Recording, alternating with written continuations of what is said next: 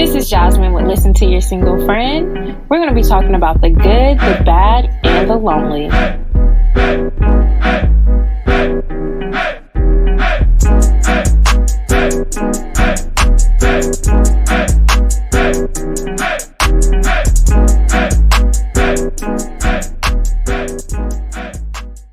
Welcome back, peeps. I am so excited. First of all, I want to thank you guys for 5,000 downloads. That is just, it's insane. It's mind-boggling. Like, I just wanted to pop my shit about all things single life, just for somebody who's been and is still very much in the trenches. Like, I just wanted something relatable and fun and something that just left a mark on people also. I'm just so happy so many people are here for this show. And thank you guys so much for supporting. Also, thank you guys for just being patient with me. I told y'all I got some hot shit for y'all, but I have definitely been busy. So thank you guys for being patient. I told y'all I wanted to play catch up. I didn't want to skip episodes. And so we're here now. And this is actually going to be a really fun episode. I wanted to do some takeaways and talk shit about movies that have like a central theme about dating and relationships. So let's keep the conversation going on Instagram and Facebook. That's Listen to Your Single Friend. Twitter is Your Single FRND. Make sure to tune into our accounts on Fridays for Screenshot Friday. Every week is some shenanigans, y'all. Every single week, including y'all, be on the account acting a fool. But Screenshot Friday is really fun. Also, Listen to Your Single Friend as a book. So make sure you sign up for the book mailing list to get information on release dates, pre-orders, etc. Go to the website, ListenToYourSingleFriend.com. I am uploading these episodes to YouTube, so go ahead and subscribe over there too to run up my subscribers. All right, guys, now it's time for our trivia throwback. I'll go ahead and play the clip right now. On average, people are spending about blank every day on dating apps looking for someone special. Is it A, 15 minutes every day? B, 45 minutes every day? C, an hour and a half every day? Or D, 2 hours every day? How much time are people spending every day on dating apps looking for someone special?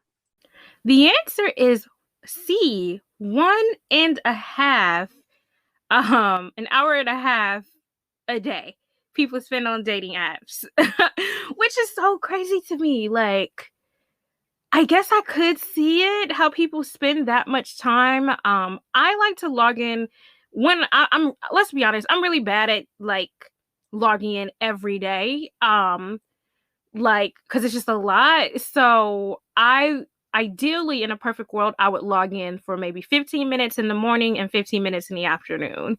That would be ideal for me, or like towards the evening. Because I just don't like to spend all day on the apps, texty. Like, I don't like that. But they said people spend about an hour and a half every day.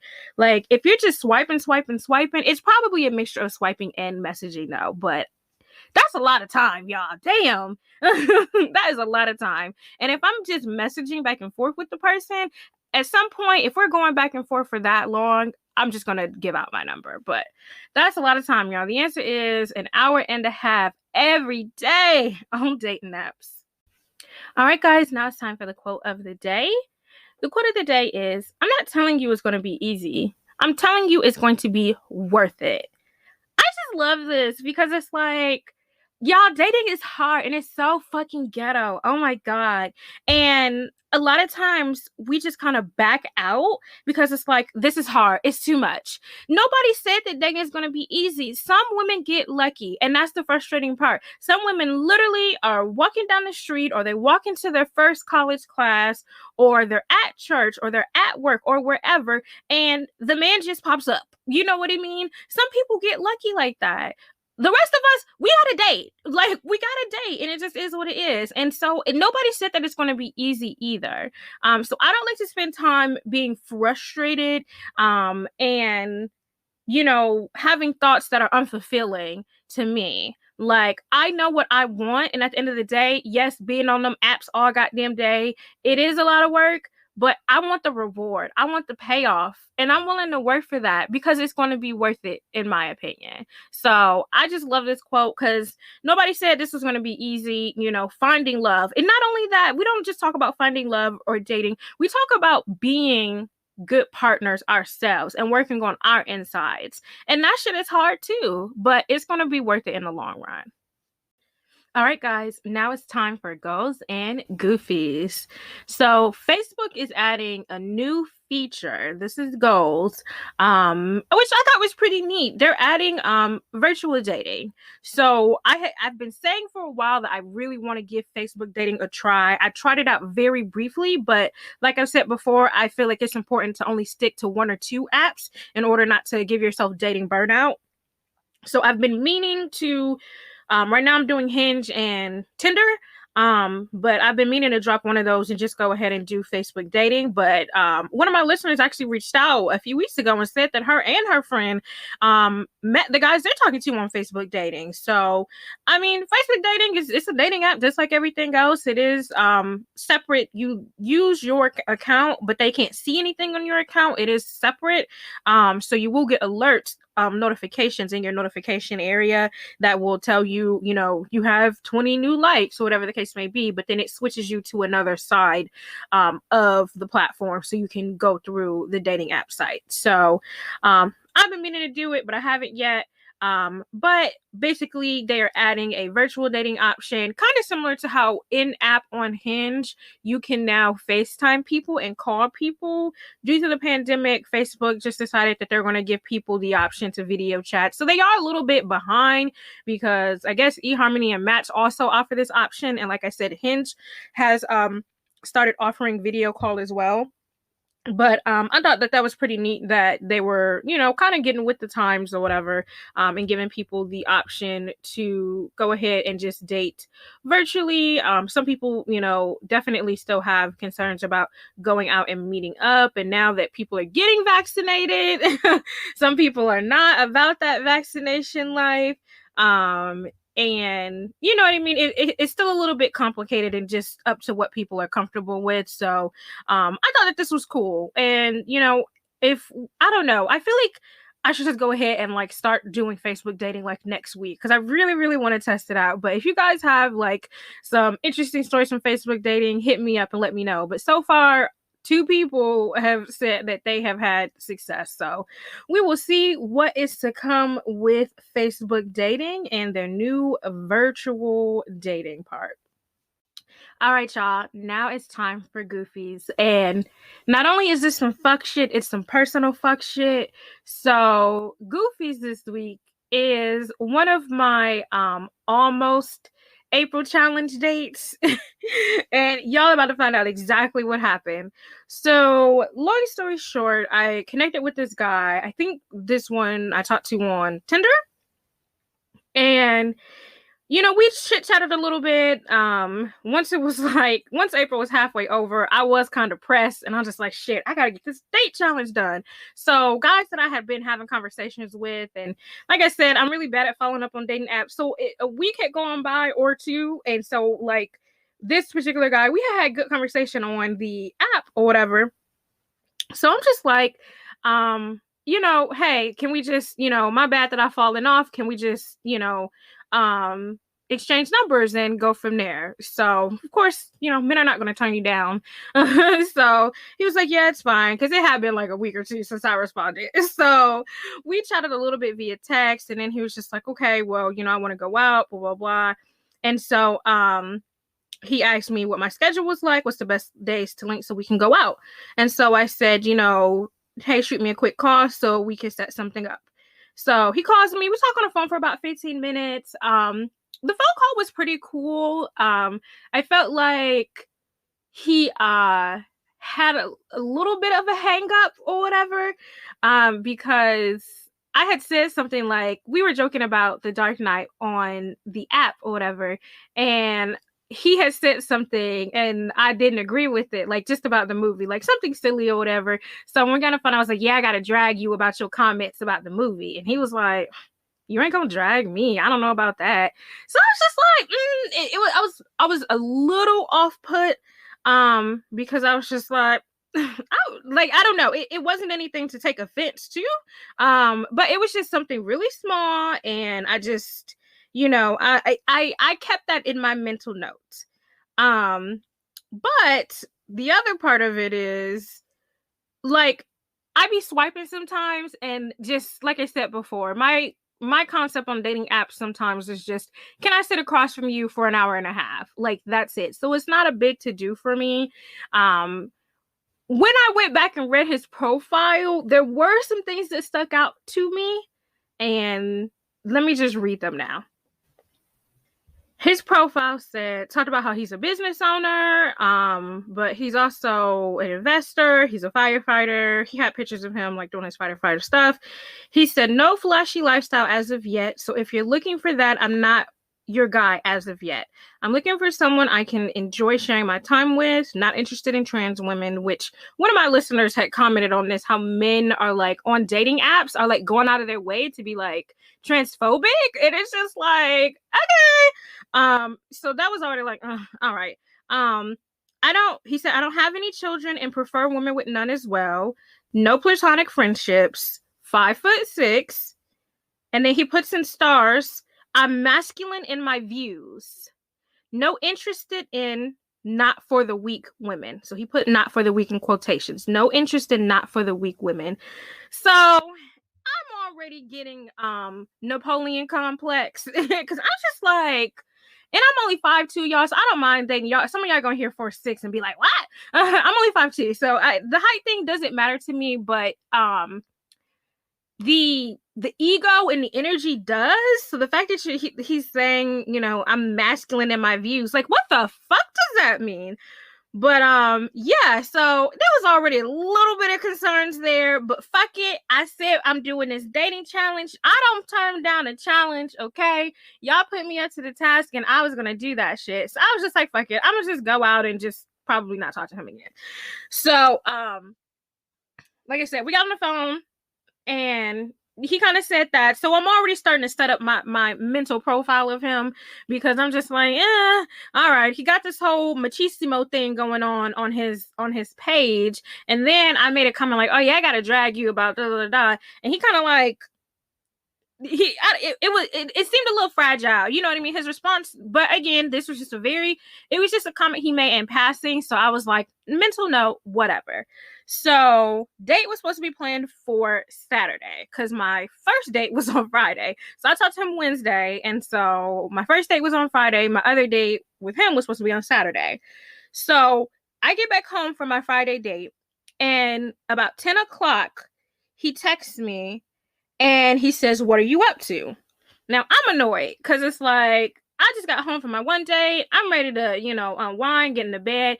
We're supposed to be going out tomorrow. So why are you even texting me at 10 o'clock? Like, I know it's going to be some bullshit. I just knew it's going to be some bullshit. And I was hoping that it was not like, oh, can we get on FaceTime? Or, oh, I just wanted to talk to you before the date. Like, I'll just see you tomorrow, my nigga. Like, I was just like, so I wasn't interested in talking at all. I had already been on one day. I was peopled out for the day. So I'm just like, whatever.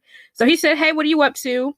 I said, hey, getting some emails out before unwinding. I didn't ask him what he was up to, because I didn't care, because I didn't want to talk to him right then. I will see you tomorrow.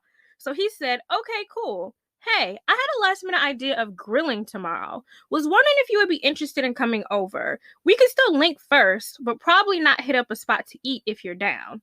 So I had taken about 30 minutes to send my text, because again, making it very obvious I'm not interested in talking. And so he sent that at about 11:05 p.m. I don't like texting men that I'm not like talking to like super late. And so at that point it was already late. So I just was like, I'm about to get into bed. I was really tired. I got into bed at I don't go to bed early. I got to bed at like 11:30. Like, so I saw the text, but I'm just like, whatever. I'll respond in the morning, because it was late in my opinion. And so he texted me bright and early at 8 a.m. Mind you, I have not responded, and said good morning. And so I responded about maybe 30 minutes later, and I said, good morning. I said, grilling is a good idea. Let's just save it for another time. And I sent the sun, like a sun emoji. So the reason that I did it like that is because I have told y'all before, one thing men are going to do is fucking try it. Of course, they want to do, come over and chill and try to, get you to come over their house and stuff like that. They're going to try to find creative ways to get you over to their place, or not have to spend as much money, or not have to, do the big to do that is a date. Like, I said this a long time ago, but if a man knows that you would have busted open for some Chick-fil-A and chill, he is going to be pissed the fuck off if he took you out to McCormick and you already was going to fuck for less. Like, with men, they put value on dating and spending, which is why there was this big old thing with Screenshot Friday about pre-dates. This is why I don't do pre-dates. You gonna spend some shit. I'm still not fucking from McCormick, but you gonna spend some shit, okay? So, men just put value on shit, and that's why for me, when I'm dating, it's just important that you show me how much you care and how much you value me by taking me out on dates, and taking me out on nicely planned dates, because men will try it. They will. And so it's like, and that's the thing. They have been in situations. I get that dating is a financial burden for men.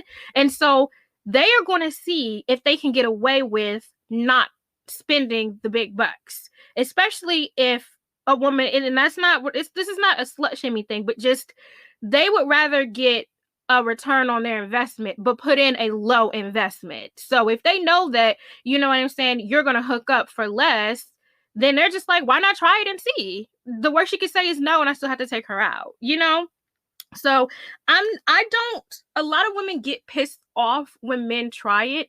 I don't, because they're going to try it. And I get it. Again, it's a risk for them. Going on dates and spending money is a risk for them, because they might not get a return on investment, which 9 times out of 10 is sex. You know what I mean? But some men just feel like they're not going to get a ROI. And so I do get why dating is such a thing for men and such a big deal. So I don't get mad, and I really encourage women, even though I'm about to tell y'all what fuck shit occurred. I really encourage women not to completely have a meltdown because a man asks you to come and chill. He asks, all you have to do is say no. And you don't have to say, how dare you think that I want to come over your house and I've never met you before. It don't have to be all of that, y'all. Like, it really, really don't have to be all of that. So I just kept it real cute and sweet, short and simple. And I just said, oh, grilling's a great idea. Let's just do it another time. So there are so many ways to do this without being all, how dare you? Now, I'm about to get into some shit. So he responds, yeah, I understand that. I was more so informing you I was going to be grilling today. So that's my fault on how I typed it. But yeah, I get wanting to go out first. I think happy hour is from 3 to 6 at, he says, where the restaurant is. And says, so we're still good for there. So let me tell y'all why this pissed me off. First of all, I was just more so informing you. So that's my fault on how I typed it. You said what the fuck you said. Period. You literally asked me, let me repeat what his original message was. Last minute idea of grilling tomorrow, wondering if you would be interested in coming over. He literally asked me if I wanted to come over, verbatim. And said I was more so informing you. My bad on how I typed it. Like, the thing is, take your L, buddy. You try, you put it out there, and I said no. And I said no very nicely. Like, I thought I was proud of myself with that response. So it's like, you put it out there, and I said no, and it just was what it was. So now he's trying to save face. But again, ladies, the men's are going to try it. It is what it is. So I was just like, whatever. Men always gonna scurry and try to make when you put your foot down, like, men will try to scurry and just make it seem like, oh, it wasn't even like that. Or, men love to say, oh, they like to put something sexual in the atmosphere and then say, oh, I was just joking. Like, they be trying it, y'all. They be trying it, and I know it. And I expected him to scramble to make up for the fact that I wasn't with his little offer. That wasn't what pissed me off, though. What pissed me off was happy hour is from 3 to 6 at the restaurant, so we're still good to go from there. Now, when I had talked to him 2 days before, we had agreed, let's do dinner at 5. And so I was cool with that. I was like, okay, cool, dinner at 5. So for me to turn you down about this little grilling thing in a nice way, and then you to turn around and say happy hours from 3 to 6, what the fuck does happy hour being from 3 to 6 got to do with me? It's the tackiness for me. This has nothing to do with me. I wasn't paying for dinner. I wasn't paying for this. So why does it matter? Why are you informing me about happy hour? To me, it felt like he was trying to put me in my place or whatever. And it felt like he was trying to basically imply I'm not spending that much money on you anyway. So that's fine that you don't want to come over. That's how it felt like to me. I feel like he was trying to humble me. And I was just like, I just don't understand why you're telling me what time happy hour is. Now, if I got there and I found out, oh, he planned our date during the time of happy hour, I wouldn't have tripped out about it at all. Like, but what does that have to do with me? Why are you telling me that happy hour is about to happen during our date? This is at 9:00 that morning, the morning of the date. And so I'm just like, it just wasn't sitting right with me. Because I'm just like, I don't fuck with the fact that you put this out there. Because it just kind of seemed like I said, just kind of seemed like he was lashing out because I said that I didn't want to come over. And it was just kind of like, that's fine. We're going to happy hour anyway. Basically, I ain't spending that much money on you anyway. So whatever. So I said, yeah, sounds cool. Okay, so we're still on for dinner at 5. And he said, yes, we're still a go for 5. Because that's my whole thing. Like, I just don't understand why you felt the need to bring up the fact that it's happy hour and why you're informing me of this. I'm not paying for this date. So why are you giving me this information? Whatever. So I done had most of the morning to think about it, y'all. And at this point, I'm like, I'm pretty turned off at this point because I just felt like it was tacky. So I texted him at about 2:00 and I said, hey, mind if we move the reservation back to 6? Because first of all, I was confusion on why he felt the need to emphasize 3 to 5 as happy hour or 3 to 6 is happy hour. But also I was just like, can we move the time back an hour? So can we move back our reservation? And so he said, hey, that may not work. I made plans for around 7. Can you do earlier or do you need to reschedule? Y'all, what the fuck? So this is what pissed me off. Again, just all the pissing off at this point. I knew he had some sort of hang up with this whole happy hour thing. And so my whole thing is, and if we push it back an hour, if it's not happy hour, then what? There was clearly something else going on. And so I'm just like, let's push it back an hour. Let's just, you know what I mean? Like, because I'm not, like, one of my friends was like, why don't you just ask him why he brought up the happy hour thing? And I'm like, no, I'm not going to ask him because he's going to make up some bullshit. I'm going to make him tell me. So I'm going to ask him to move back the time to 6:00 and just see what he does. I would still have gone on the date if he had just said, okay, 6:00 is cool. I would have still have gone. Even though he was irritating me, I would still have gone on the date at 6:00 if that was his response. But his response was, I made plans for around 7. Can you do earlier or do you need to reschedule? So 2 things about this 2-sentence message, y'all. I made plans for around 7. So we were going on a date at 5:00. You made plans for 7:00. First of all, what the fuck sense does that make? Were you going to be heading out at 6:30? Like, did you only, like, I didn't know that I was on a fucking time frame at this point. Like, what? Why would you book dates so closely together? He needs to listen to my episode on roster dating. Like, I almost sent him my episode. Like, because it's like, this is not how you roster date at all. I don't give a fuck if he was meeting his grandma at 7:00. Why would you plan something so closely together? That doesn't make sense. And the second part of it is, I didn't know that you had plans. I wasn't aware that you had plans. So for you to turn around and say, can you do earlier or do you need to reschedule? What he was doing, peep game, y'all, he was trying to flip it on me so that if we didn't go out that night, it was because of me, not because of him. No, my guy, you planned something immediately after our date. And then I wasn't aware of it. It's not like we planned the date and he said, hey, I have this really important thing to do at 7:00. Can we do 5? But it's going to need to be 5 because I got something to do at 7. If we had planned the date with that intention and this was information I was aware of, that would be different. No, this whack ass nigga is trying to be a player and wants to sit up here and book his dates back to back to back with no fucking sense. Like, why would you book something at 7:00 and you're going out with me at 5? Like, it still doesn't make sense. And then you're going to say, do I need to reschedule? It's the lack of accountability for me. You made plans, not me. All I asked was for you to move it back to 6:00. That's all I asked for you to do. And do I need to reschedule? At this point, I was just in it for shits and giggles because I had a point to prove at this point. Because what you're not going to do is sit up here and play the victim and sit up here and act like it's my fault that we're not going out. No, you're a fucking clown and you plan some shit back to back and you don't have any accountability for your own behavior. So you're trying to flip it on me. That shit is corny as fuck. Y'all, I was furious.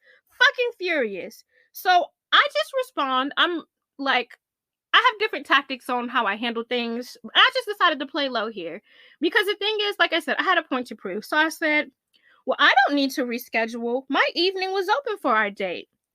Just needed to push it back a bit. But I didn't know you had a time limit and you were on a tight schedule. Understood. Because that's the thing. His whole goal was to make it seem like this was my fault that we weren't going out. Like, and if I can't, and that's another thing. It's like, why are we working around your time frame? Again, you didn't give me this information that you had some shit to do at 7. Like I said, I don't give a fuck if he had another date or not.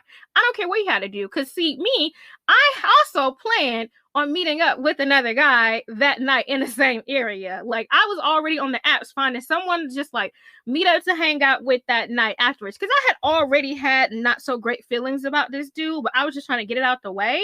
And I was going to have another guy meet up with me at 8 or 9 in the same area. This is how you roster date, okay? You have to put at least 3 hours because first of all, people be late. And second of all, you got to get to your next location. Like, it's just simple logistics. But you want to be all cool and plan something at 7 o'clock. And let's just bring up, so my friend was like, well, he was just being cheap. Maybe he didn't have anything to do, at 7. He was just being cheap and just didn't want to do something outside of happy hour. Again, don't care because it's the do you need to reschedule for me. That was really the coffin. There were multiple things that happened in this text conversation that was just the nail in the coffin. But do you need to reschedule? All he had to say was, can I reschedule? I scheduled something for right after our date. Do you mind if I reschedule unless you can do earlier?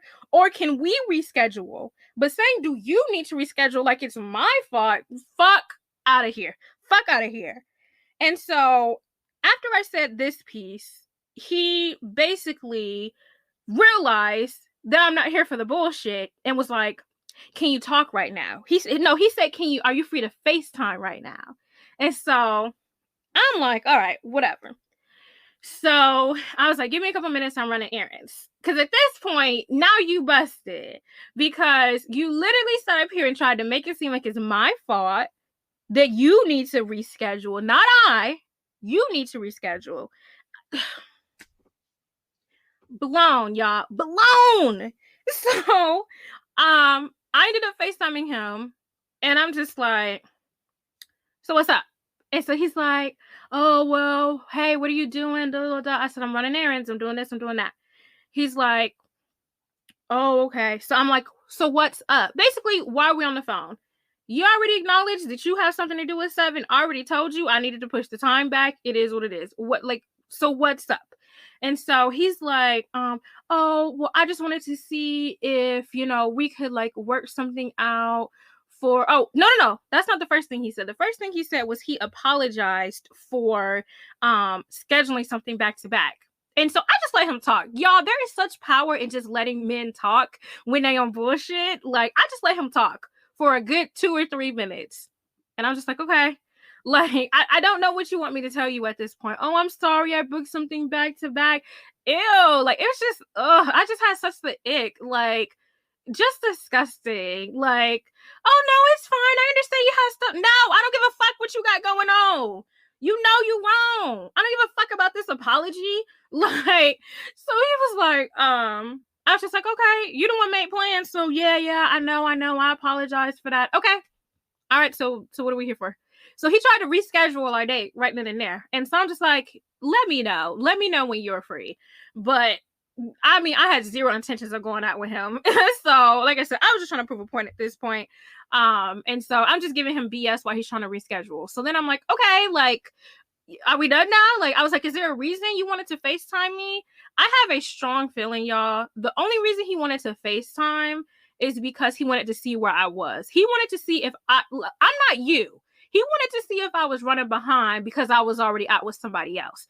I'm not a corny bitch. Like, and if I was, so the fuck what? I just would have told you, no, I can't FaceTime. But I have a strong feeling, because I'm like, is there a reason that we needed to FaceTime? Like, why couldn't we have just talked on the phone? You know what I mean? And he said again, oh, well, I just wanted to see if we could work something out. And I was like, we don't have to work anything out. I'm good for 6 o'clock. I've always been good for 6 o'clock. You're the one who made plans. I wasn't aware you had plans. That's on you. If you want to work your shit out. And so I said that part in jest, like, if you want to figure out your plans and let me know. Like, I was just saying that in jest.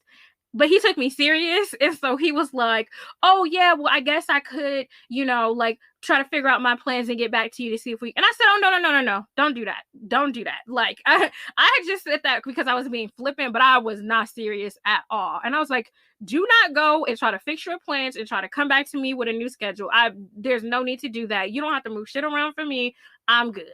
So at this point, he tries to reschedule the date again. And I was just like, you let me know. Like, I was just giving bullshit because, like I said, I had no interest in going out with him. So at this point, he's just like, oh, okay, well, right, because now you feel stupid. And so he's just like, all right, well, I was like, all right, so we're good. And he was like, yeah, I guess so. I was like, all right, bye.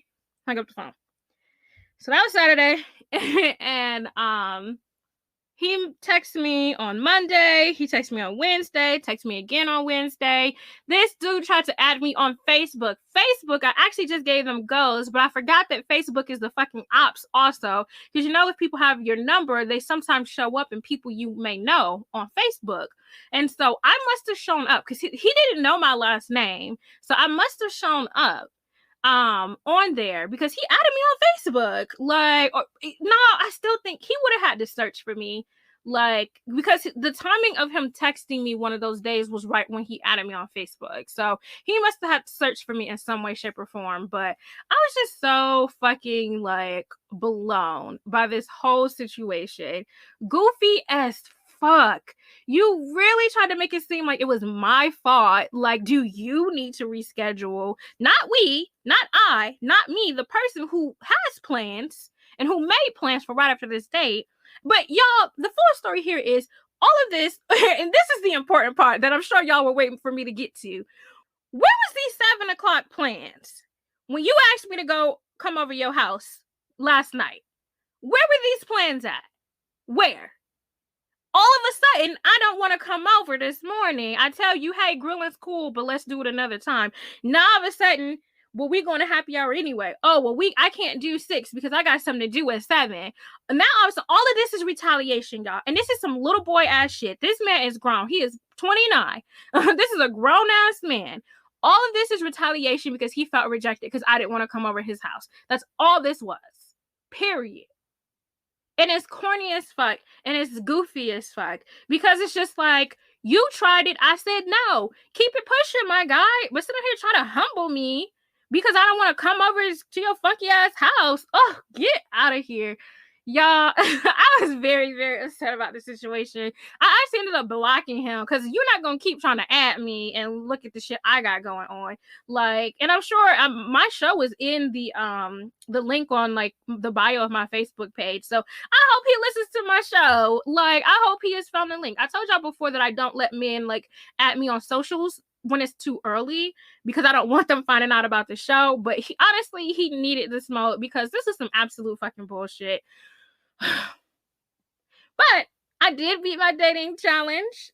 The guy that I went out on Friday, I went out with again that next week because y'all didn't say I couldn't date 2 guys. So goes for me.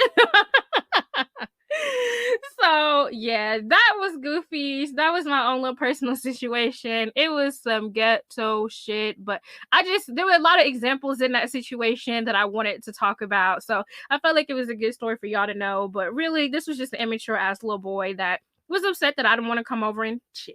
So, goofies. All right, guys, now it's time for our main segment. I am super excited about this. I knew for a long time I wanted to do a movie review episode. These 2 movies that I am reviewing are, if you couldn't tell from the title, He's Just Not That Into You and Think Like a Man. So I try to do this little blend of titles, but whatever. He's Just Not That Into You and Think Like a Man are the movies. For those of you who have not seen these movies, please watch them. There will be spoilers. I repeat, there will be spoilers. So go ahead and skip this segment if you have not seen them yet and you plan to watch them. He's Just Not That Into You came out in 2007, and I think Think Like a Man came out in 2012, so damn near a decade-ish old. So you should have seen them, or at least one of them. And also, both of them were books first. I actually have had He's Just Not That Into You in my Amazon cart for like 5 years. Like, I have had that book in my cart for so long. I have just not gotten it, and I have just been meaning to buy it. But I am going to walk through major plot points of these movies, not specifically the books, the movies themselves. And I'm going to give my commentary. So first of all, we'll start off with He's Just Not That Into You. The movie is set in Baltimore, and it basically follows the lives of 20 and 30-somethings navigating singleness, dating, and marriage. And all these people are white, so the fact that it's in Baltimore means nothing.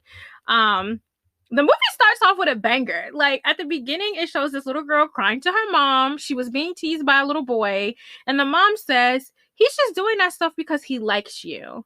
And she says, "That's it. Basically, this is where the mess for women starts." This is what the narrator says. She was like, "From childhood, we've been indoctrinated to believe that men being mean and doing mean things to us is because they have a crush or they like us, when the truth is that they are really just not that into us." This is the first like 2 minutes of the movie, and I would just tell y'all now, I am such a stan for this movie. It just starts off with such a truth bomb. Like, they set up the concept really from the get-go. And so from that moment, I was hooked. I was like, okay, I see where y'all going. So Gigi is the central character. She's just quirky and cute and fun. But from the beginning, like, she's a super overthinker. So she went out on a date with this guy, Connor. And on the date, she was just so concerned about what he thought about her, and like she was kind of moving mad.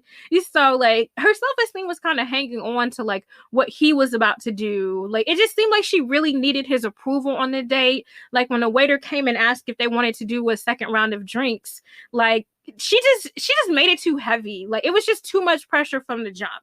And you'll have to watch that scene, but I get why Connor was kind of like, like Gigi just was overthinking the situation. So Connor does not call Gigi, and the days following the date, Gigi obsesses about this. She was expecting to hear back from him, and he never calls. So she just drags on and on about why he didn't call. And it's like, for me, I totally get this, because it's like, damn, why didn't he call me? You know what I mean? When you think a date went well, even if there was nothing particularly like amazing, it's like, well, he still didn't call me, you know? But I also don't be acting all crazy. Gigi ass decided to pop up at the bar that she knows that Connor hangs out at, and she runs into this guy, Alex, who was the manager at the bar. And Alex is actually one of Connor's buddies. And Alex gives it to Gigi straight. You seem like a cool girl, so I'm just gonna be honest with you. Connor's never gonna call you.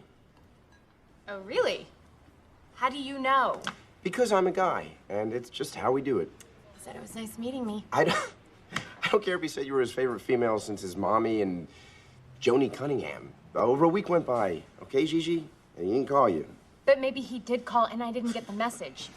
Or maybe he lost my number, or is out of town, or got hit by a cab, or his grandma died. Or maybe he just didn't call because he has no interest in seeing you again. Yeah. But my friend Terry once went out with a guy who never called. She totally wrote him off. Over a year goes by. Right.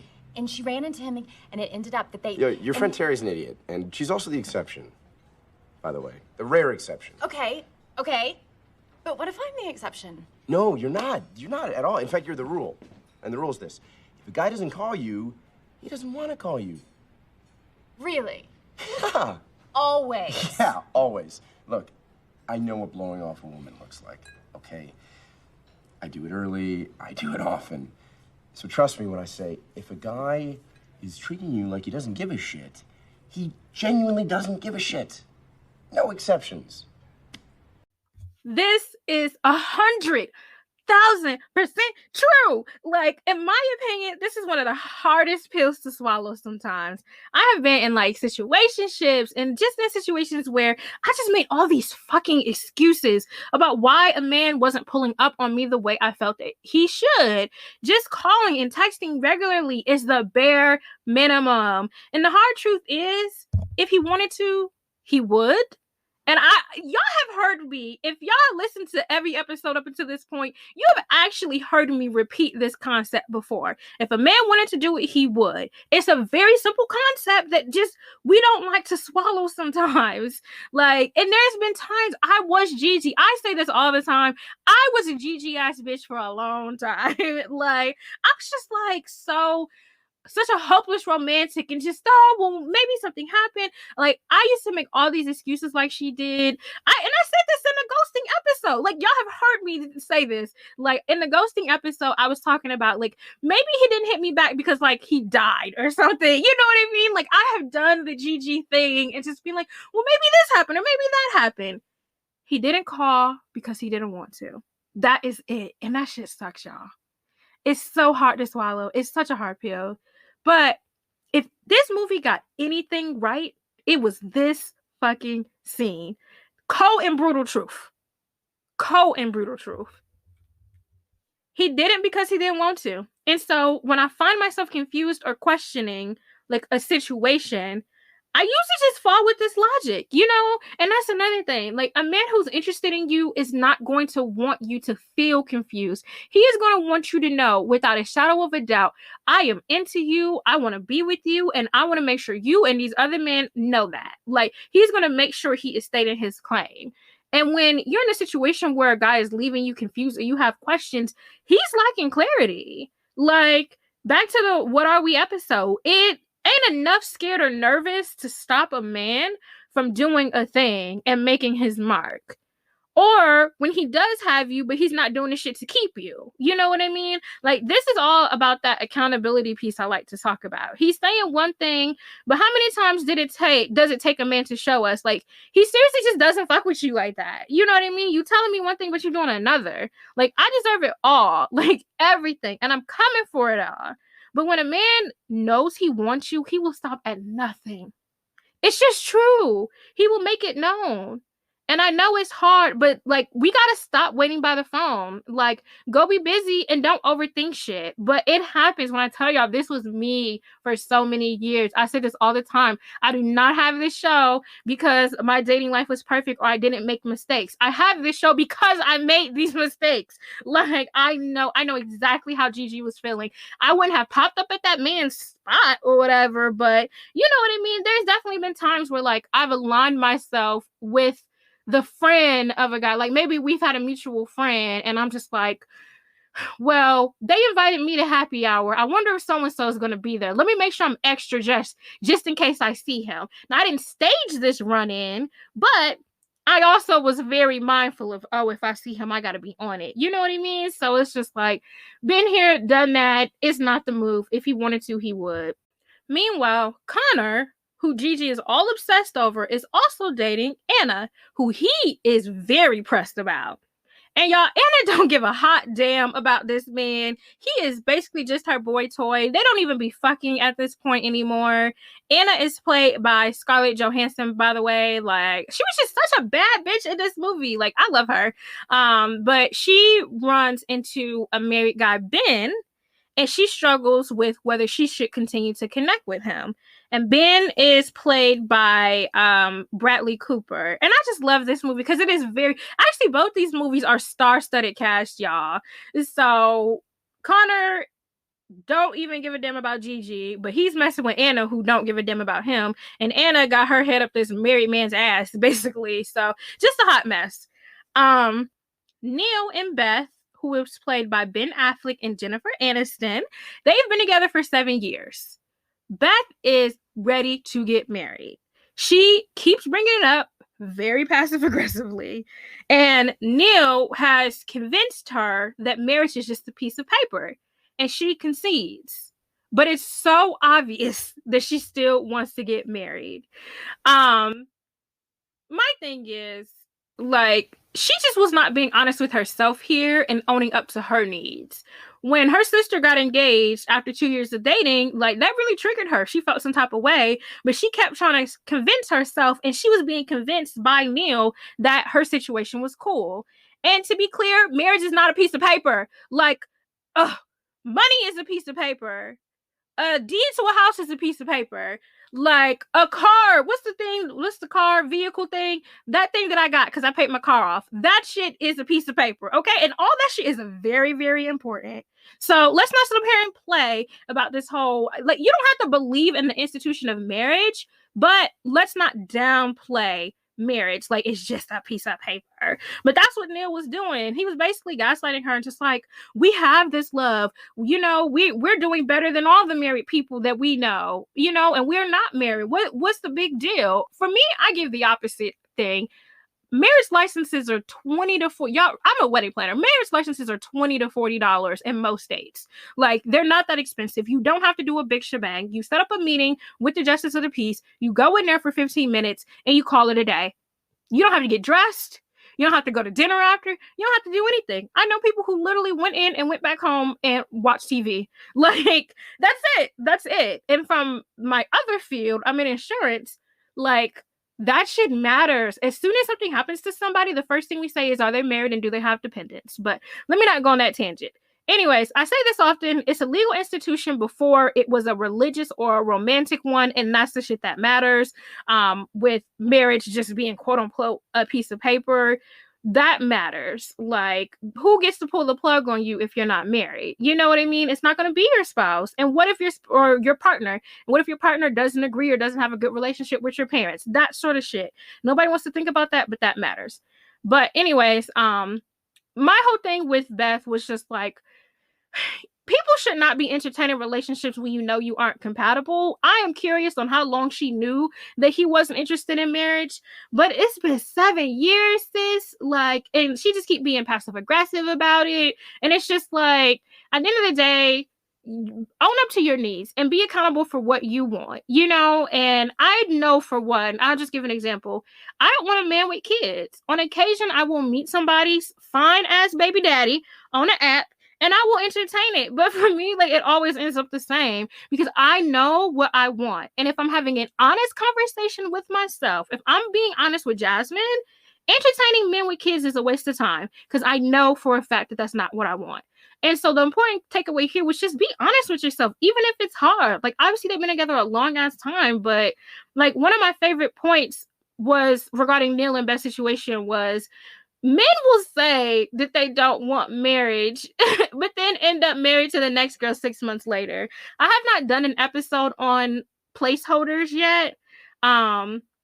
And oh my gosh, I just did a virtual happy hour with someone last week, and she was like, I am always the woman before the wife. Like, and so I'm going to do a full blown episode of this. I'll try to fit it into season 2 about placeholders and how to spot the signs of if you are a placeholder. But yeah, I have seen it happen before where a man will be with a woman for years and years and years, and he will marry that next girl within an instant. But we'll talk about that another day. and I have been in that situation too. I've been the woman before the wife on a few occasions, and that shit hurts. You know what I mean? But this just goes back into, like, if he wanted to, he would. Like, that's just it. If he wanted to, he would. You don't have to drag it out and make all these excuses. Like, I am hell-bent at this point on dating men who are healed and who are whole and men who actually want me. As mentioned before, men who value you and truly want you are going to make those necessary moves, and they're going to make sure you and the rest of the world knows this is my girl. So back to Gigi. Gigi is out with Janine. Janine is the wife of the philandering Ben, the one that Ann is all obsessed with. So this man at happy hour flirts with Gigi, and he said he would love to call her, and he gives her his card and takes her card. He says he's looking forward to meeting her, and then he starts to leave. Now, mind you, Gigi just got hip to a little bit of game. And so Gigi immediately is not here for his vagueness. And she want to know, okay, who's hearing from who? And like, as an overthinker, I very much, again, relate to Gigi. She's like, are you going to call me or do I call you? Because we've exchanged cards, but you said you would love to give me a call. Like, who's doing the calling? Like, I can't be mad. Gigi was me.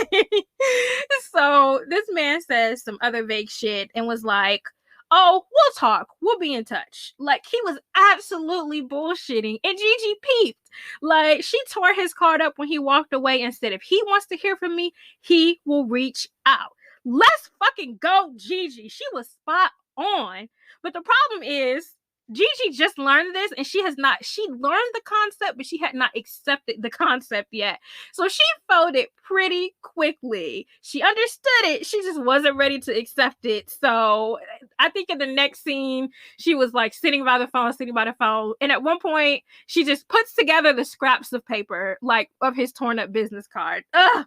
It's just so funny. It's so funny the way that Gigi was acting. But as women, not as extreme as that, but we do this. We know a man is bullshitting for whatever reason, and we just want to put on a red nose and be fucking bozo. Like I said, I just related to her so much. I wasn't like this thirsty or desperate, but I sure as hell was left confused a lot, especially when men were vague. And now I know better, but I get why she got so confused. Like, you said you're going to call me, but then you said you're looking forward to hearing from me. So which is it? Like, I am confusion. But that's the thing. I just said this. All that confusion is bullshit. If a man is interested, he will not have you just confused. Like, shit like this guy that I almost went out with from Goofies, like all this confusion, and I didn't mean to say that, and nah. I just don't have time for it at all. So Gigi continues to strike out in her dating life.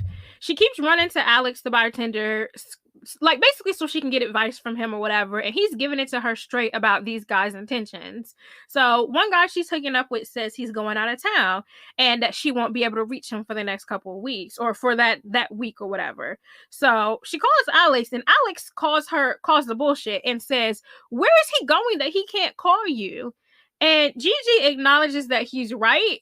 And like, it doesn't make sense where, like, hell, I don't know what's that probably didn't exist in 2007, but still. But we know that this is bullshit either way. And Gigi acknowledges that he's right. And she says what is one of my favorite lines from this movie. What's going on? Okay, I'm making out with this guy, peachy stuff, and he mentions that he's going out of town, so he's gonna be out of touch. Run. But maybe he is going out of town. To where? New Guinea? Where's he going? He's gonna be out of touch. Where are you going out of town to again? Pittsburgh. Pittsburgh. Run. So what, now I'm just supposed to run from every guy who doesn't like me? Yeah. There's not gonna be anybody left. Y'all, this line cracks me up to this day. Again, very, very relatable. It's like, damn, once you like accept the theory of this movie and you realize that it's pretty spot on about how men who are interested behave, you realize like, damn, it's a lot of dudes that just did not fuck with me. You know what I mean? Like, it was a lot of dudes that just really were not into me like that. Like, who the fuck am I supposed to date now? You know? So, like, again, Gigi she cracked me up because she was like, there's not going to be anybody left. And it's so sad. But, you know, this is when I say, you need to go back to episode 20 about roster dating. Like, and I have had to check myself about this. Do not date with a scarcity mindset. There are going to be men that like you. There are going to be people in general who like you, who fuck with you, who think you're interesting, who think you're sexy, whatever the case may be. Who wants to date someone who only sort of likes them? So I got what Gigi was saying, and I got her moment of like, dang, don't none of these dudes be on, she at that point that we be at a lot. Like, a lot of these dudes be on bullshit. Who am I supposed to date now? But we're not going to date with that mindset. We're going to date with an abundance mindset and just acknowledge there's going to be people out there that fuck with us. So later on, Gigi gets more game from Alex. He says that he feels like the spark is bogus. He said men invented the spark, and that women love drama, and we love like this whole idea of, you know, this spark when we meet a man, and that this is just bullshit that men create, because then when they do stuff that we don't understand or that confuses us, we think that, oh, that's just the spark. And he says that women thrive on drama, and that's why we wait until the last minute to do stuff like pay our bills. This concept I don't agree with at all. Like, when I say the spark, I mean compatibility. I'm usually talking about chemistry, but I don't use the word spark. I use the word chemistry. I'm talking about compatibility. I think that what he was getting at in this scene was men using the spark as a weapon about why they aren't calling and why they are creating space. The general need for space is definitely a thing, but talking about it from that perspective, whereas men use it as a weapon to say, oh, you know, I don't know if the spark is there. I need some time to, you know, make sure. It is bullshit. So that he's right about. This whole women thrive on drama, I just feel like this is so 2007. So I wasn't really rocking with Alex's advice at that point. He said, we love drama. We love waiting to the last minute to do stuff. A bitch pay her bills on time. Okay. I do be waiting to the last minute to do stuff, but like, if my shit be on time. So yeah, whatever. Like, I will wait. Like, my bills are due on, like, my rent is due on the 5th. I will pay it on the 5th, but I'm not paying it on the 5th at 11:59. Like, he was like, that's why y'all always like wait to the last minute. I think that's bullshit. I don't thrive on drama in that sort of way. But at this point, Gigi is like hella frustrated, which is fair. Like, I've been frustrated lately, and I just started dating again after a few months. So it's like, he does this wrap up of, you know, if someone doesn't like you, oh well, there's plenty of people out there who will.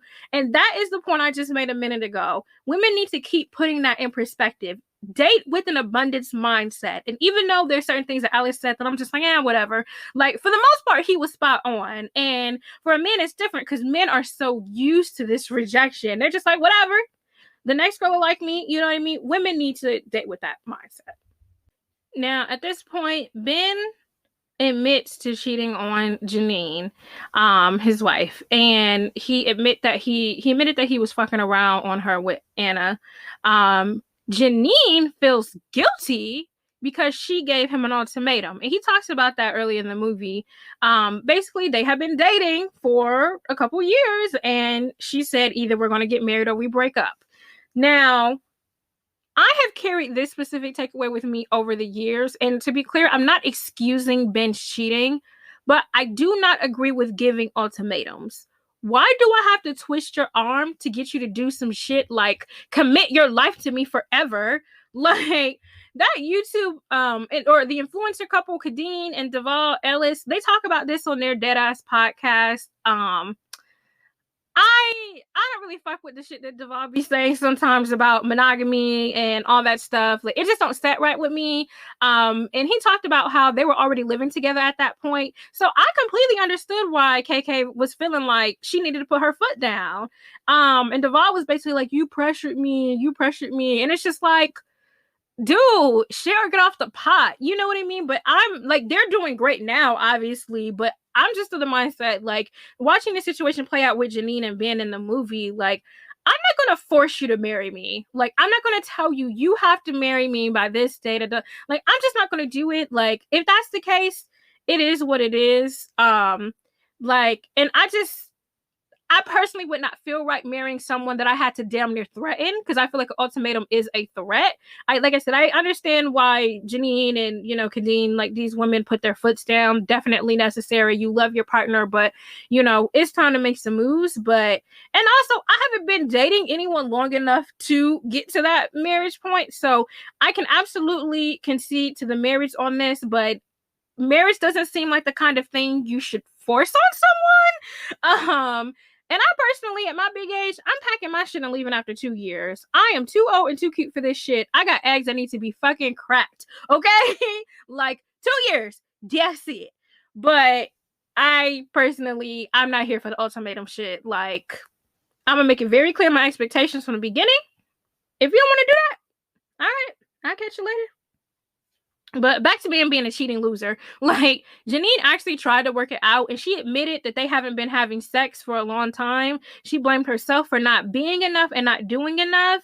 And that shit was just sad. And then, like, Gigi was kind of like, you know, what's gonna happen next? Are you gonna leave him? And like typical married women shit, she tried to put Gigi in her place. She's like, he's my husband, Gigi. He's not just some guy who didn't call me back. Like, bitch, your husband is a cheating tramp ass hoe. Like, Gigi was single and damn near didn't have a drop of sense sometimes, but she wasn't wrong about telling Janine that his infidelity was not her fault. You know what I mean?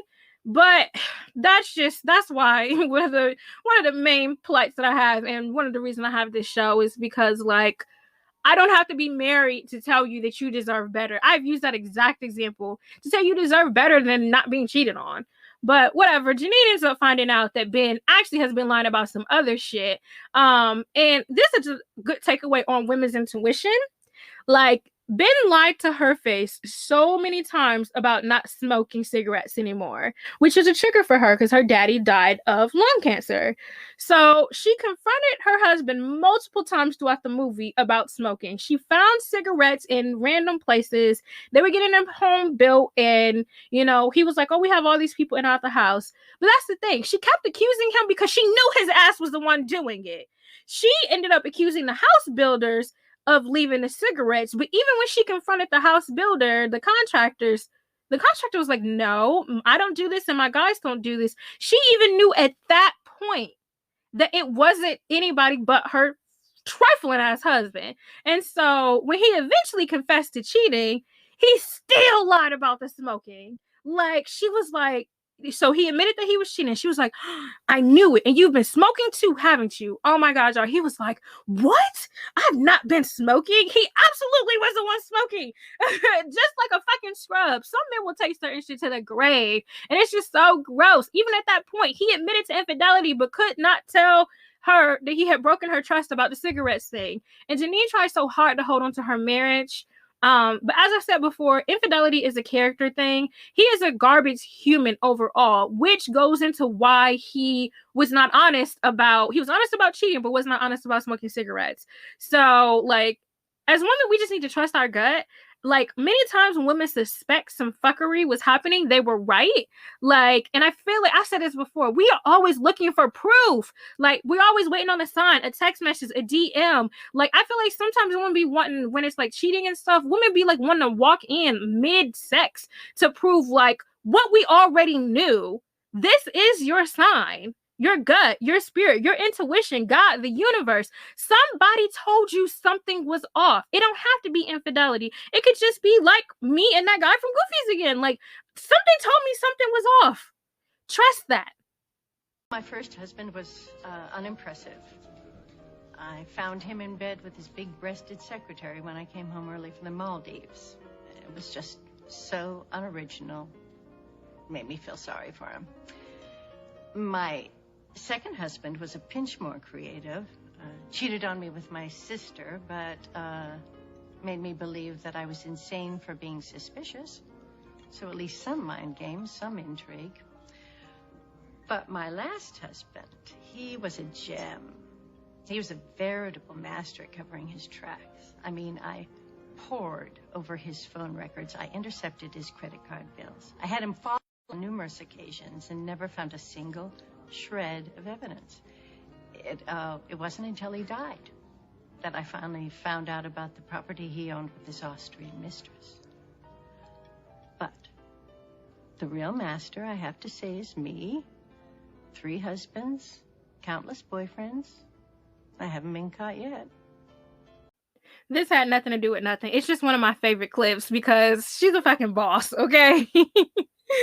Now, the movie goes on to a segment about Anna, who has now gone back to Connor now that the whole cheating situation has blown up.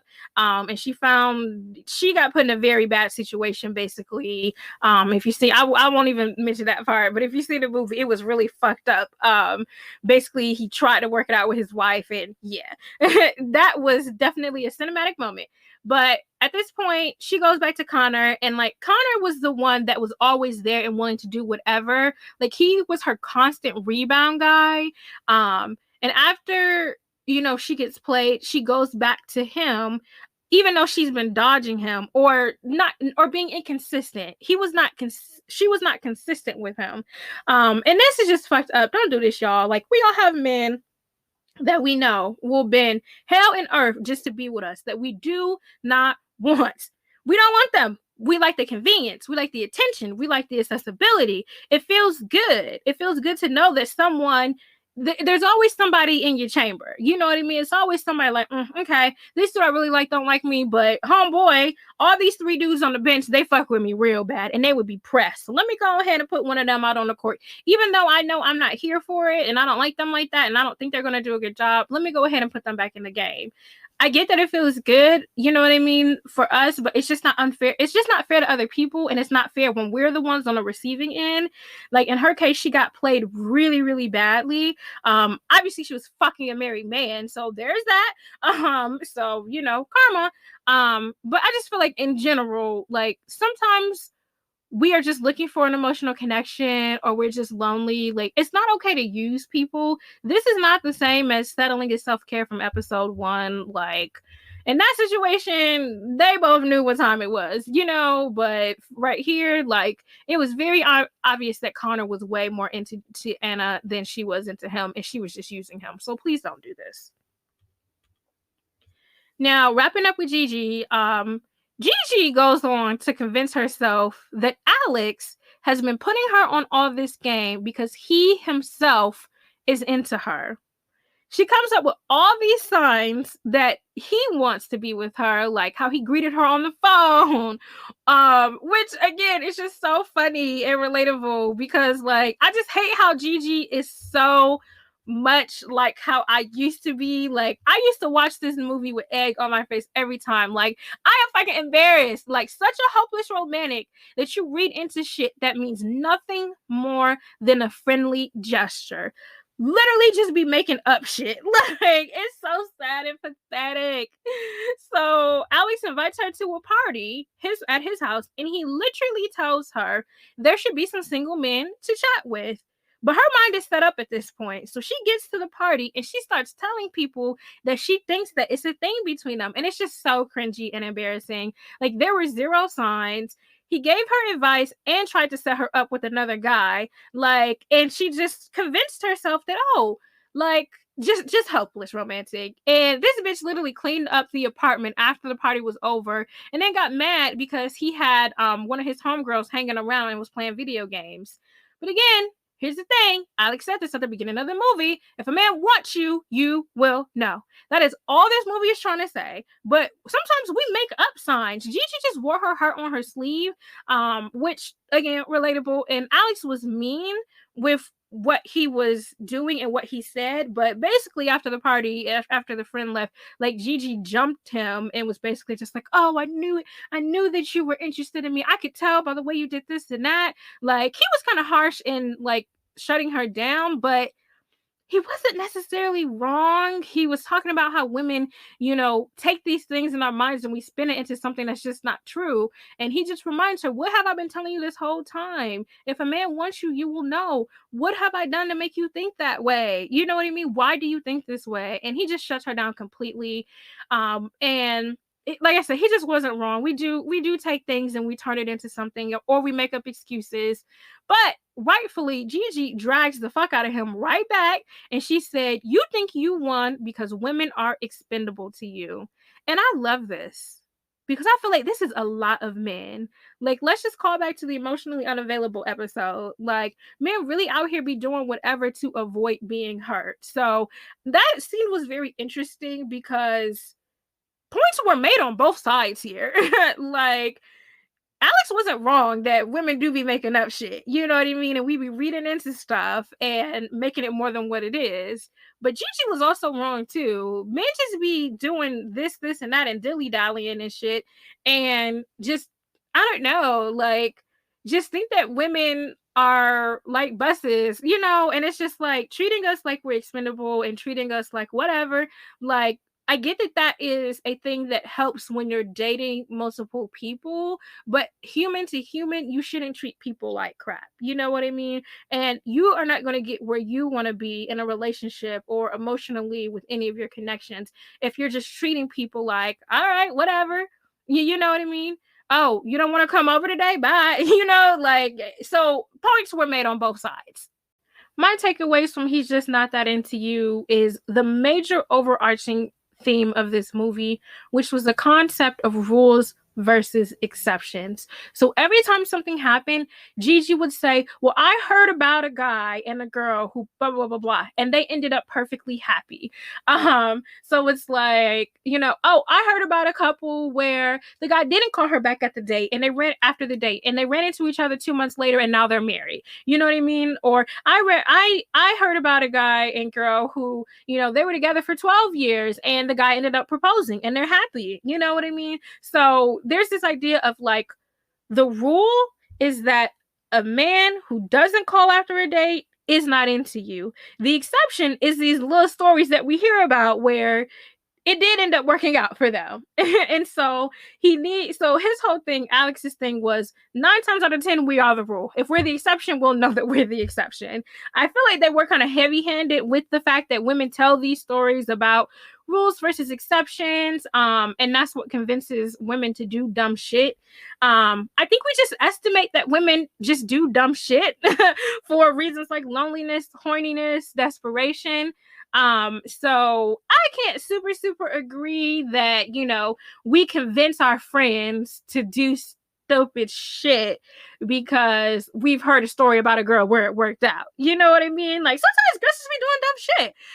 But this movie is spot on in general about the concept of rules and exceptions. If a man doesn't call you after the first few dates, he's not interested. That's the rule. I know some exceptions in real life, where she didn't think he was interested. They reconnected months later, happily married, baby on the way. That is the exception. But the rule is the rule. Like, I just love this movie because it's so raw and honest. And sometimes I'll randomly watch it when I feel like I just need to be checked. This movie is fun and it's funny, but there is some heavy hitting shit in this movie that you walk away like, damn. And it definitely stings sometimes. Like, and if I'm in a situation where I'm like, I'm not really sure about like where I stand with a guy, I would watch this movie and I just walk away with way much more clarity on like what my situation is. And that is true art, y'all. Like, this movie is one of my favorites, but it still has some great moments. There was some really good antics. Mary, who was played by Drew Barrymore, who is just a struggling, y'all. Like, this movie truly captures the single life, in my opinion. And one of my favorite things is that the movie ended realistically. Some people ended up alone. Some people ended up divorced. Some people ended up, staying firm in their boundaries, staying firm in their singleness, whatever. Some people ended up together. Neil and Beth do get married. And Gigi and Alex do end up together. Like, I love that part when he's like, you were my exception. So it's definitely a rom-com, guys. But it's realistic in the fact that sometimes shit works out and sometimes it doesn't. And as Gigi says, sometimes the happy ending is choosing you. All right, now I want to discuss Think Like a Man. And I will preface this with the fact that I actually did read this book, but that was like well over 10 years ago, so I don't remember much. But I actually did read Think Like a Man in about 2010, I think. So the movie starts off with Steve Harvey himself, who's the writer of the book and, of this movie. He's giving advice, and he says, until you get into the mindset of a man, you will never win with us. Steve is right here. Like, this, I absolutely believe. We have to have some sense about these things. Too many women were so upset about episode 10, What Men Want. That episode was not for you to agree with. It's for you to understand. And because it's like, y'all will send me messages all the time, like, why do men do this? Because they suck. Like, what else is new? What are we doing to combat those things? Like, and I always have to disclaim, we aren't absolving anybody of bad behavior, but we are moving on and not wasting our own time. Having that knowledge is power. It's like having a playbook of the other football team. You know what I mean? If you know what they're about to do and how they're about to move, you solid, because now you know how to react. if you know that men are going to try it and try to come over and chill, you know how to react. It is what it is. But anyways, the movie breaks down the men in these categories. There's the player, the mama's boy, the dreamer, and the non-committer. The ladies are the overachiever, the 90-day rule girl who was tired of getting fucked and dumped, the single mom, and the girl waiting for commitment. So I love this because I did feel like it was really realistic on like the categories of type of people we are or who we come across. So Steve goes on to say, men respect women who have standards. And I don't know, I've been going back and forth because like I agree and I disagree. Like men themselves don't really have standards. So like who gives a shit what they respect? Like hoes get chosen every day. This whole concept of women like men who, or men like women who, you know, keep their legs closed and don't do this and don't do that. Like that's bullshit because we see every day in real life.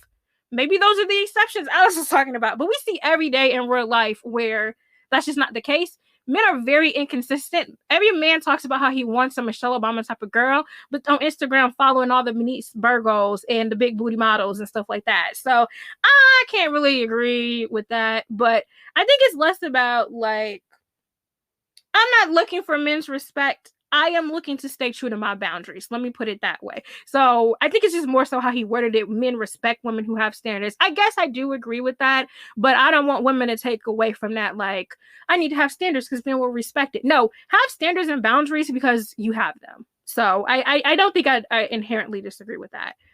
So we go on, and they're showcasing Lauren, which is Taraji P. Henson's character, super boss chick or whatever, but she's single, and she says, why should I have to lower my standards to get a man? Who does that? And I'm like, I feel you, girl. Like, she is a typical, like, strong, independent Black woman archetype, and she does have this laundry list in her head of what the guy is supposed to be. Like, I hate this stereotype in Black movies. Like, usually this is the role that Gabrielle Union plays in pretty much every movie. So it was pretty funny that it wasn't Gabby's character. I just feel like Kevin Samuels saw this character and created this whole villain idea of women because of this type of character. But we see this type of character in a lot of movies, all these unrealistic expectations and whatever. But my thing is, like, I kind of relate to her, but I also do think she could ease up a bit, like, which she does end up doing. And I think I talked about this before. When I say ease up, I mean, like, he may make six figures but not have a degree. He may be a blue collar guy just making six figures. Like, it doesn't have to look exactly how we think it does. And I definitely say this from a place of privilege because I am 5'2", but y'all, does he have to be 6 foot? Like, you can't do a 5'10" man, sis. Like, damn. And y'all be 5'5" yourself. Like, good grief. But again, I'm privileged because I'm very, very much on the short end. But and honestly, that goofy story probably is a reason I do need to start dating men who are taller because I can't with the Napoleon shit. But, you know, I'm just not big on telling people about their preferences. You can definitely want what you want, but you do need to, like, be patient and be proactive to get that. But this whole laundry list thing that she does, it is a lot. So, and Taraji's character makes a fair point. She says, if I was a man and the youngest COO of a Fortune 500, women would flock. But her friend acknowledges that she's right, but also says, you're not a man. And I gotta side with the friend here. And that's the distinction that I want to make, is that her friend, you know, called her out and basically said, your accolades are cool, but not when you lead with that. And this has been a conversation that people have had with me over the years. So, like, I definitely related to this and I can understand this. And it was just something that I didn't get, you know, because the thing is, like, men who are providers, they want to lighten your load. You know, like, they take pride in giving to their woman and providing for her and her not having to work hard, even if she wants to. They want to ease up her load in any way that they can be of use. So a woman who is looking for a provider specifically, she doesn't need to use her job and her accolades as selling points. Like, I really hope that makes sense for people. Like, she needs to lean on her other skills. And that was hard for me because I am that. I'm a boss bitch. And I have the same reaction. Why do I have to play low? I say all the time, Michelle was Obama's boss. You know what I mean? And he still was like head over heels for her, you know? But someone was like, why are you telling a man about what you do and how hard you work and, you know, all this you got going on? You know, it basically makes him feel like you don't need him. And men who do care about how much you earn and how great your job is and all your accolades, those kind of guys tend to be bums. So it's like a man who wants to take care of you is not going to care about all of that. And just as I've been dating, this is just me personally, like I do kind of think that that's fair. It's just not a leading selling point. Like I don't go out and tell men what I do. I don't say I own my own event firm and, you know, I have this like amazing podcast. Like I don't tell them about this stuff. Like, and there's a difference. Really, I want y'all to hear me out. Like casually mentioning the things you do is not the same as leading with them. Again, if you want a provider, these don't need to be your selling points. You know, they just don't. Like, I don't lead with the fact that I do all these things anymore. And I don't want, some women do take this as, you know, dimming your light. I used to see it that way, but I don't see it that way anymore. Because if you want a man who provides, why is your selling point your job? You ain't trying to play for shit. So why is that how you're presenting yourself in dating? That's all I'm going to say. I don't want you to drag me, but that's all I'm going to say, and I'm going to leave it at that. I personally know I want a provider, and I have learned to lean back. Or not lean back, but just kind of like change what I am leading with. It doesn't have to be your job and your work and how much of a boss you are and how much money you make. So, and Steve goes on to say that men's DNA isn't coded to be a provider. I definitely think we strayed from that. I think that men have gotten very lazy. I think that, you know, I've talked about this before. Women are working now. Things are just different. But I do agree that, you know, you do have to make men feel in control and you have to make them feel wanted. And there's ways to do that. Not necessarily in control, but you do have to like make your partner feel like they add some sort of value to you. And men want to be needed. So again, at the top of this part, that's the first thing that Steve had said was you have to understand what they think. Y'all don't have to agree. Don't be blowing my shit up like y'all did after episode 10. Y'all don't have to agree. But you understanding what they think and what, you know, drives them will just help you understand how to move in dating. And if ultimately you're like, I don't want a man that, you know, needs to feel needed. He just should be happy to be here. That's fine. Then you know how to move in your dating life. But if you want to be better as dating and be more proactive and just have a better battle plan, then getting inside the head and at least understanding how they think, I think that matters. I feel like I have x-ray visions, like man goggles. You know, we spend all this time complaining about how guys don't want to be in relationships, they just want to hook up, but really all along we've had the power. Right. We have? Yes. We control the cookie. She who controls the cookie controls the game. Oh, okay, I got it. What's the cookie? It's a metaphor. For what? For... Oh, yes, the cookie. I got it, the cookie. I'm telling you, the power is in the cookie. So how do we control the cookie? By putting it in the cookie jar, clasping the lid on tight, and leaving it in there. Okay. Until some little boy actually grows up and earns it. I get it. It's kind of like when my cousin had the 5-date rule. It was like similar to that. No, that's child's play. I'm thinking something a little bit more radical. So this is why you need to get the book, because it has a whole chapter on it. Getting the respect that you deserve. The 90-day rule. Are you high? Oh. Who is waiting 90 days? Well, if it's good enough for the Fortune 500 company, it's good enough for me. So when I read the book and watched the movie, this is one of the issues that I had. So Megan Good's character has this 90-day rule. What's her character's name? Her character's name is Maya. So Maya has this 90-day rule. At the beginning of the movie, you see her getting fucked and dumped or whatever by Chris Brown's character, like smashed and dashed, and she's just so over it, and she's tired of not having real connections and giving up all this sex and not getting anything from it. So she goes on to have the 90-day rule based on what she read in Steve's book. I think the 90-day rule is bullshit. what she said here and what Harvey says in the book is spot on. In other words, they're talking about the power of the pussy. There's books on that. And I talked about this in a hookup culture episode.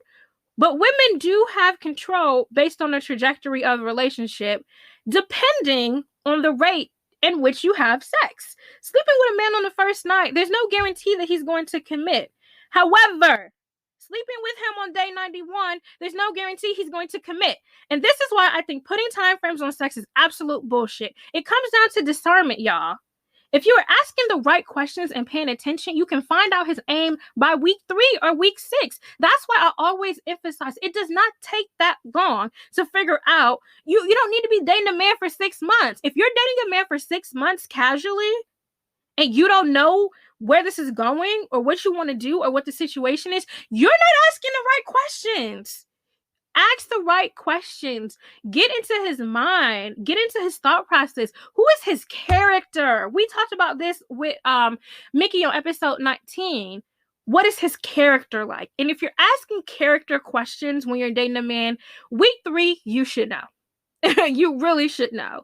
So having a hard number on sex is just absurd to me. Like, I feel like Steve was right in the book about men needing to wait for the benefits like you do with jobs, but like that's just not how humans work, because like I said, on the flip side, you may need more than 90 days. You know what I mean? Like, let's say y'all are both busy and can't go on dates as much. It may take more time, but really the key here is discernment. You may want to see him in different situations. So if y'all are both busy, y'all don't live in the same area, it takes longer. 90 days may not work because you don't have the time. Y'all can only talk on the phone once a week or whatever the case may be.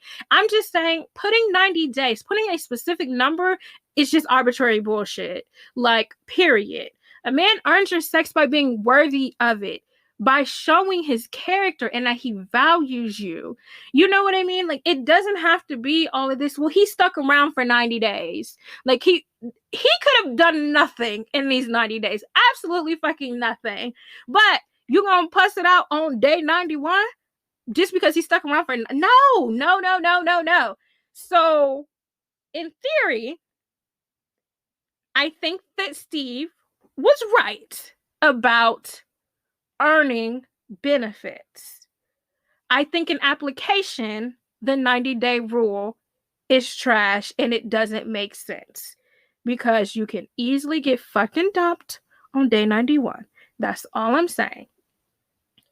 Character is what matters.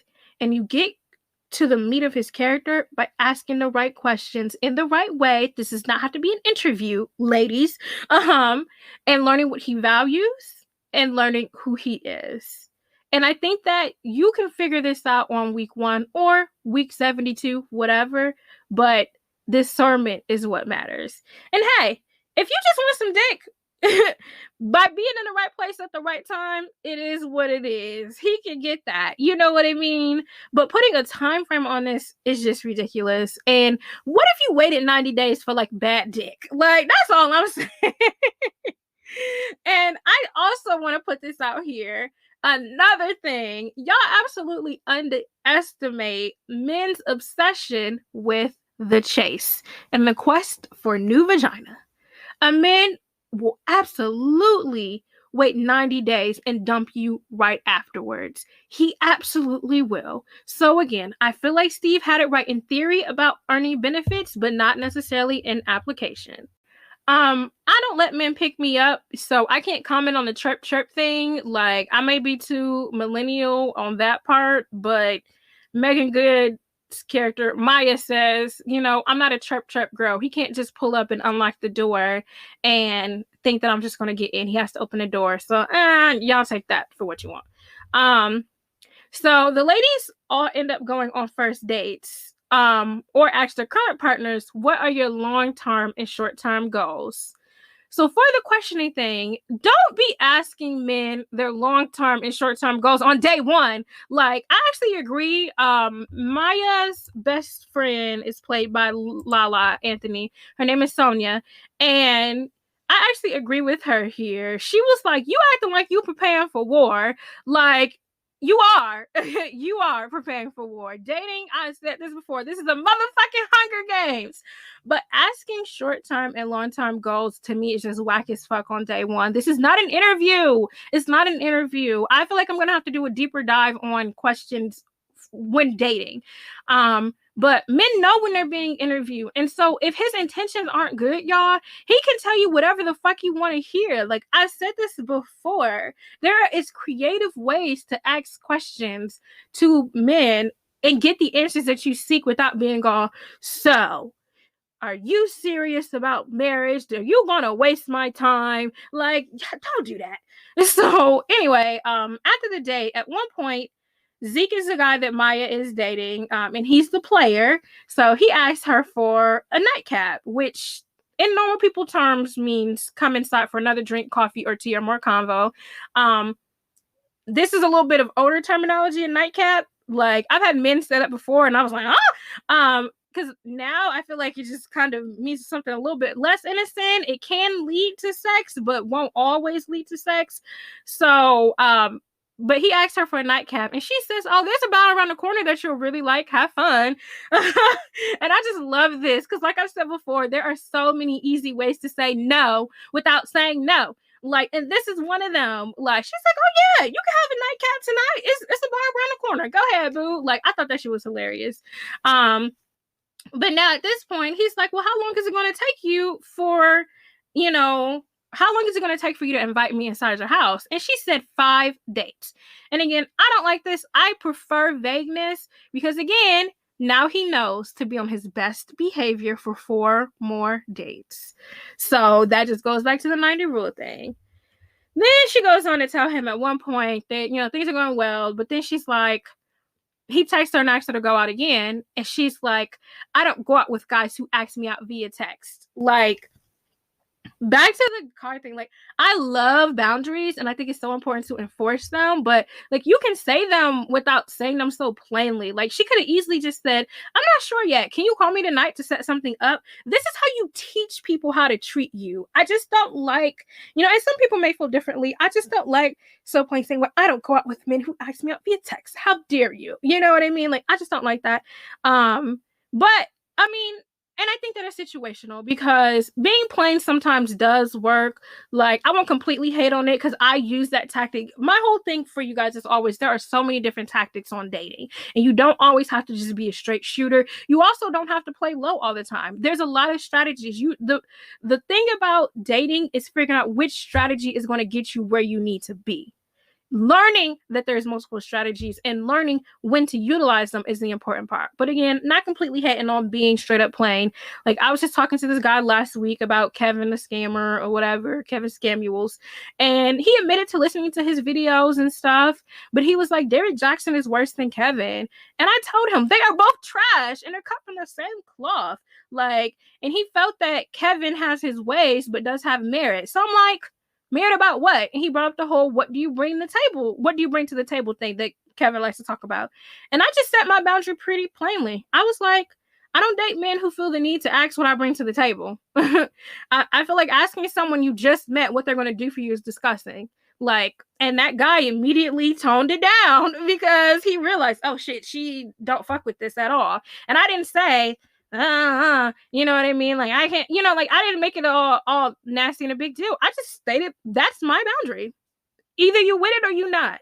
I don't date men like that. You know what I mean? So, like I said, in that moment, because y'all know how I feel about that man and his nonsense, I did feel like I needed to state it pretty plainly, but still, like, without, like, I didn't attack the guy I was talking to when I said it. I just said, I don't date men like that. And so even if he thought like that, he knew right then and there that he needed to play low and just be like, oh, okay, yeah, that shit is kind of crazy, Oh. Hey, what's up, girl? Michael. I was just thinking about you.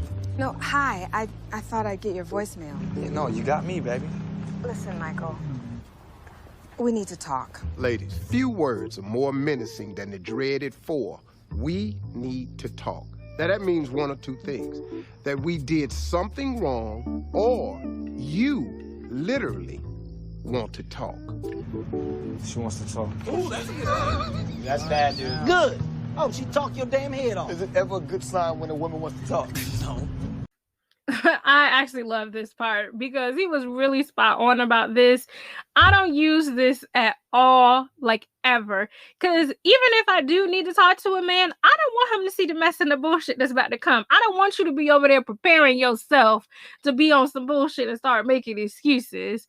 Now, like, obviously, this is a movie, and these girls were asking these questions to these men verbatim, and that's how this group of dumbass men realized they were getting got.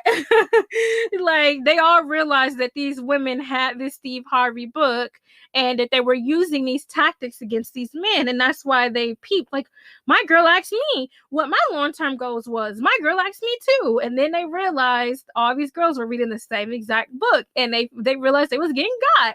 And there are popular books that spell out what to ask on dates, but spice it up and tailor it to your personality. Again, this is a movie, but yeah, I thought this was funny because there are certain popular books and concepts, and once the men start putting it together, they just kind of realize, oop, like, we've been getting played. So definitely, if you're reading books, and there are some good dating books out there, if you're reading He's Just Not That Into You, or whatever the case may be, like, just apply these tactics to your own life and your own way of dating. Now, the third act of the movie is pretty hilarious at this point when the guys find out that these women have been using this book. And they start playing with the women because now they know, like I said earlier, now they got their playbook. So now they start acting like they're vulnerable and start pretending to be exactly what these women want so they can stop being nagged or get sex or get whatever they wanted to. And yeah, this movie is really funny. I'm not going to lie. Also, did we ever count the amount of times that they played that damn John Legend song? Like, somebody message me the answer because it has to be on the internet somewhere. Like, they played Tonight by John Legend so many times in this movie. It was ridiculous. So next up, Zeke introduces Maya as his girlfriend on purpose. And y'all can call me skeptical, but I said this, when men give you titles, introduce you to family, they can still very much be on bullshit. So, like, just don't take being introduced to the family as some sort of great honor or badge, because men's mamas be knowing that they on BS. So she, at that point, ends up sleeping with him because he says, I love you. So this just proves my point, like, from earlier, some men be knowing what we expect, and Maya was dating a true player. And so sometimes they'll just watch and wait and adapt till they get what they want. And honestly, women could learn to do that. Like I just said, we could learn to just start adapting and watching and waiting and figuring out, and not because we're being slimy scammers or trying to get something out of them, but because we're protecting ourselves and we want to make sure that, you know, we truly see this man for who he is. So eventually she finds the book at his house and realizes that he's full of shit and he was only doing all these things because he wanted to fuck. All the guys actually get caught slipping because they were all just bullshitting and faking the funk. Like, you can only fake the funk for so long. I really thought that shit was funny because it's like, that's the thing about back to the 90-day rule. Like, a man could put on for a certain amount of time until he gets what he wants. You know what I mean? But eventually that shell's going to crack. You can cause him to be his true self sooner by asking and by watching and waiting. Waiting exactly 90 days verbatim? No. But you can get that show to crack a lot sooner. And that doesn't mean that it's going to crack in a bad way. It just means you're getting him to show you who his true self is. In a bit of a wrap up, like, I honestly don't like the ending of Think Like a Man. Like, I don't like that there was a happy ending. Y'all don't drag me for this, but, like, I'm not jaded, but I'm just a realist. Like, every single couple ended up together. Every single one. Like, it's just a super, super fairy tale movie. And it's just like, ugh. Like, that's just not real life. Like, I get it, it's a movie, like, but from a dating single relationship perspective, it's just like, it does not always end up so happy lovey-dovey like this. Like, my preference of the two is He's Just Not That Into You, because it gives it to you real. Like, this single shit is real. Like, it just shows you, like, all the time it's not going to work out, and it's not necessarily a bad thing. But I will say, Think Like a Man is funny as hell. Like, Steve Harvey was a comedian. Like, I'm not sure how much he had as far as like writing the movie itself, but the comedic timing was so good. Like, everybody, it was so many. I'll just read off the people. Like I said, this is a star-studded cast: Michael Ealy, Kevin Hart, Regina Hall, Taraji, Megan Good, Gabrielle Union, Romany Malco, Terrence J, Gary Oldwin, Jerry Ferrara, Lala Anthony. All these stars were in this movie, and some of those people themselves are comedians. Shit was funny. Like, I've seen this movie multiple times before, and like I said, it's from 2012. It's almost a decade old. I was watching this movie for this episode, and I was laughing my ass off. Like, so if you haven't seen it at all, or you haven't seen it in a while, this is definitely a good little Saturday thing to do, is watch Think Like a Man.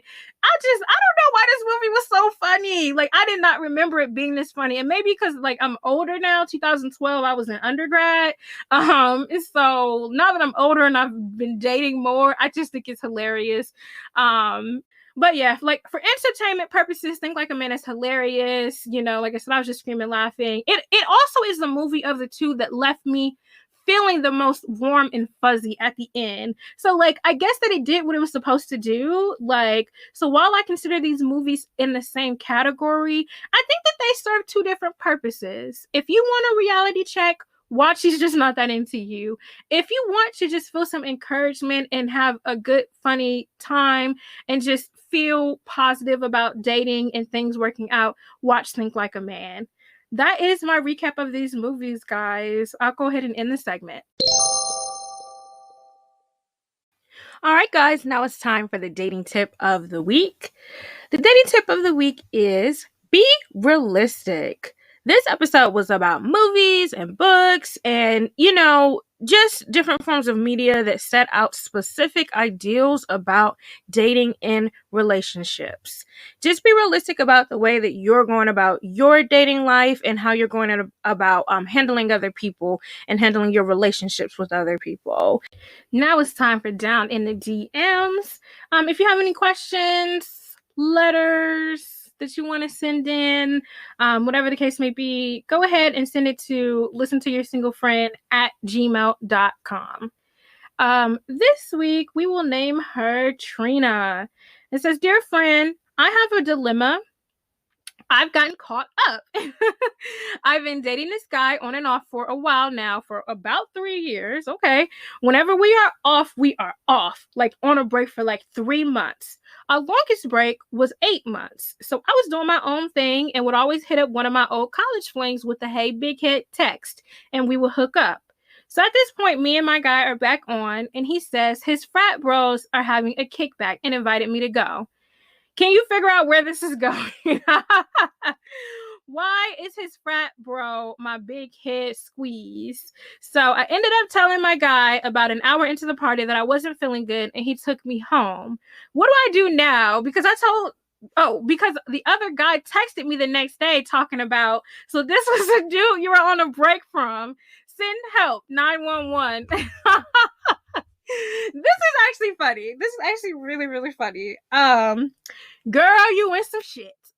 At the end of the day, I'm not here for the owning offy shit. So my number one question would be, is 3-year bae endgame? Because y'all been on and off. And for one of the offs, it was 8 months, which is damn near a year. Like, is this endgame? What's with the on and off shit? Like, but like you said, y'all on a break. So you could do one or two things. I don't like messy shit.